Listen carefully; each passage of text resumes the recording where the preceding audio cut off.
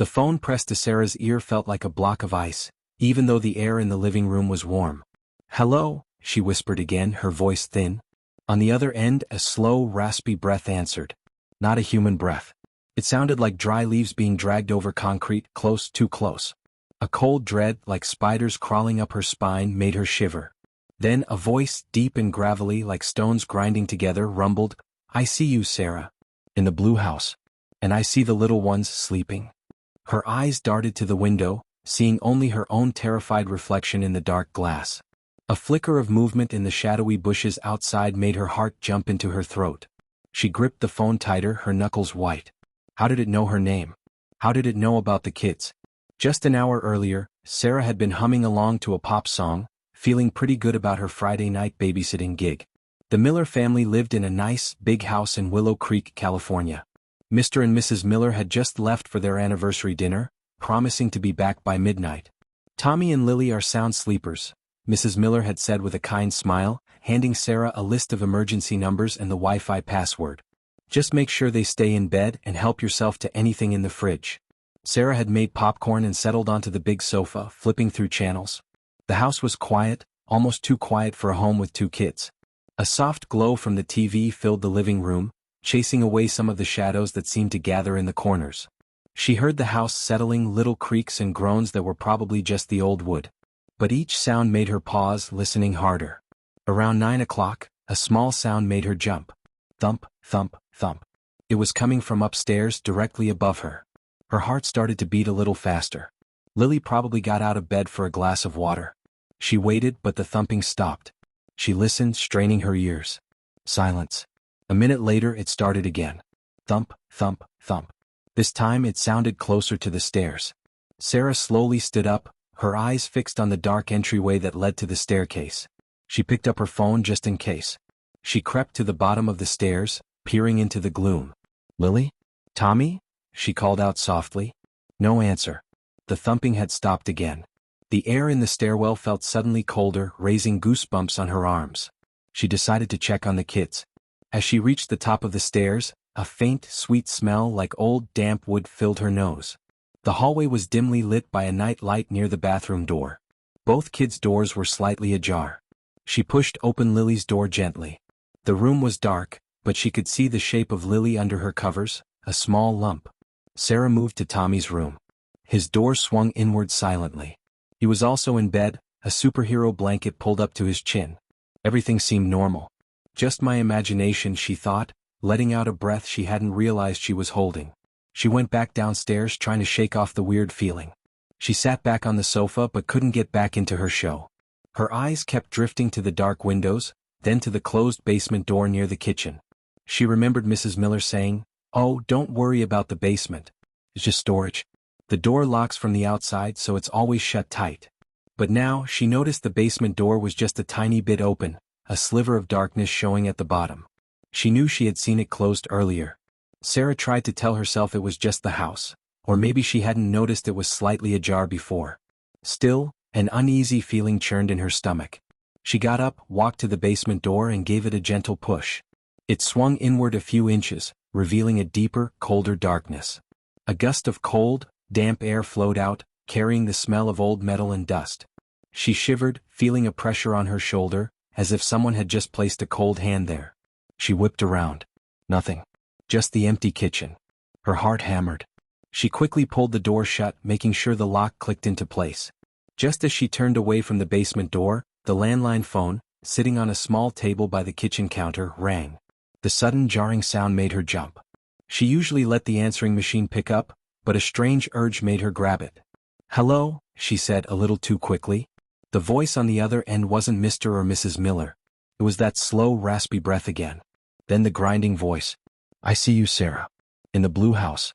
And I see the little ones sleeping." The words echoed in her ears, turning her blood to ice. She stared at the window, seeing a blurred reflection of a tall, dark shape in the bushes, just outside. It moved, a slow, deliberate step and then another. Her blood ran cold. The phone was still pressed to her ear, the voice still there, when suddenly the kitchen light flickered once, then died, plunging the room into near darkness. Only the faint blue glow of the TV in the living room offered any light, making the shadows stretch and twist like monstrous hands. A slow tapping sound started coming from the window. Tap, tap, tap, not on the glass but on the outside wall right next to the window. It was getting closer. The tapping stopped. Sarah stood frozen, bathed in the sickly blue light from the distant TV, her breath held tight in her chest. The darkness outside the window was absolute, yet she felt something there, huge and waiting. She slowly lowered the phone, not quite hanging up, and tiptoed backward, never taking her eyes off the black square of the window. The phone call. The voice. The words, "I see you." They felt like a physical violation. This isn't a prank. This is real. She stumbled over a rug and felt a jolt of panic. She needed light. She needed to know what was outside.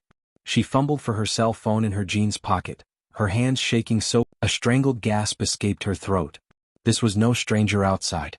This was something in the house. She spun around, her heart hammering against her ribs like a trapped bird. She had to get the children. She scrambled up the dark staircase, taking the steps two at a time. Thump, thump, thump. The sound was back, louder this time, coming from the end of the hall near the bathroom. It sounded like a heavy bag being dragged. She reached the top floor, her cell phone light painting frantic streaks across the walls. "Tommy?" "Lily?" she called out, her voice shaky. She ran to Lily's room and threw the door open. The bed was empty. The superhero blanket was neatly pulled back, but Lily was gone. A cold spike of terror pierced her chest. She raced across the hall to Tommy's room. His bed was also empty. "No, no, no," she whimpered, shining her light around the rooms. They weren't hiding. They were gone. But how? She had been downstairs just 10 minutes ago, and the thumping had already started before that. She spun back toward the hallway, her flashlight beam sweeping wildly. The air around her dropped several degrees, making her visible breath fog in the light. She could smell the awful scent again, stronger now, damp wood and something metallic like old blood. She moved down the hall toward the bathroom where the dragging sound had come from. She stopped right outside the bathroom door. It was closed. She put her ear against the cold wood. Silence. Complete, suffocating silence. She slowly pushed the door open. The bathroom was small and empty. The shower curtain was pulled across the tub. Her heart was beating so fast it felt painful.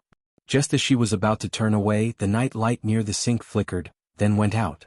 Total darkness.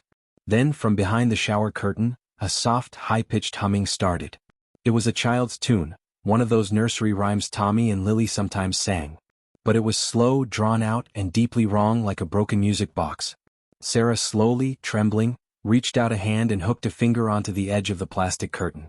She took one deep breath, closed her eyes for a split second, and ripped the curtain back. The tub was empty. But the mirror above the sink was completely fogged over, not from steam but from cold. And something was scrawled on the surface. Not with a marker.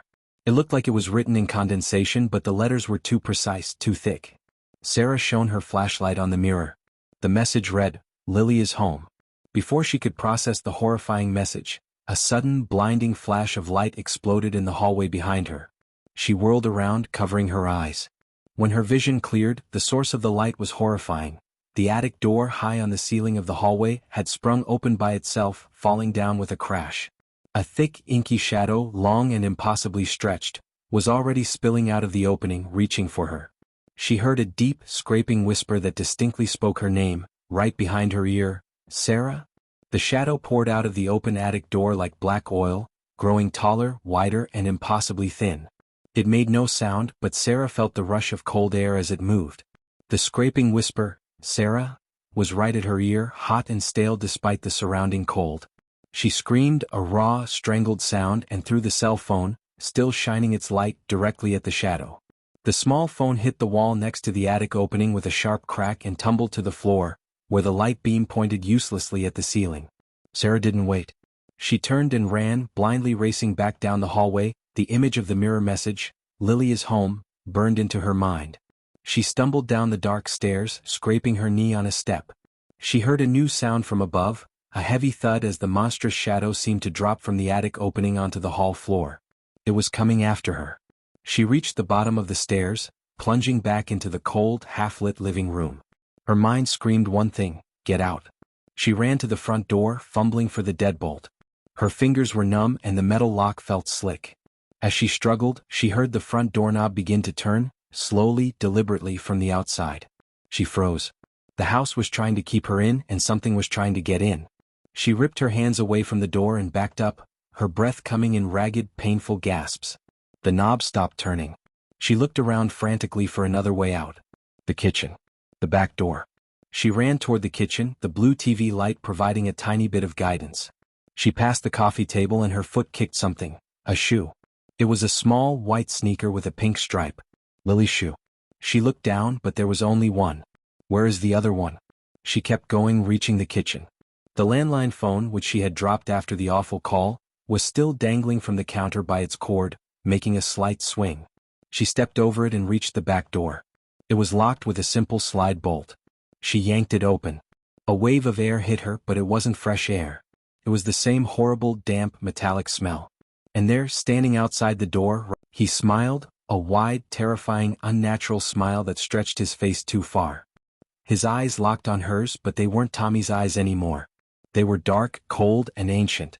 Suddenly, the lights in the entire house, the kitchen, the living room, the porch light, blazed back on all at once so bright it hurt her eyes. The house went from total darkness to blinding light in a flash. The sudden, impossible brightness revealed two terrifying things. First, the glass pane on the back door, right next to Tommy, had a long, slow crack running through it, fresh and wet. Second, and much worse, Tommy's feet were bare, and trailing from the back of his left heel were wet, muddy footprints, leading directly from the porch across the kitchen floor and ending right where she was standing. She took one gasping step back, looking from the wet prints to Tommy's face. He giggled, a hollow, echoing sound, and then dropped the shoe. As the second shoe hit the floor, the voice on the still dangling landline phone suddenly screamed, a sound that was pure static and agony, deafening and impossible. The intensity of the sound was so great that the glass pane in the back door didn't just crack. It exploded inward, showering Sarah and the kitchen with tiny, sharp pieces.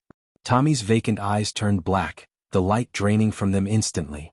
A force, invisible and immense, slammed the heavy basement door, which she had locked earlier, off its hinges with a tremendous crash. The door flew across the room and smashed into the wall beside her.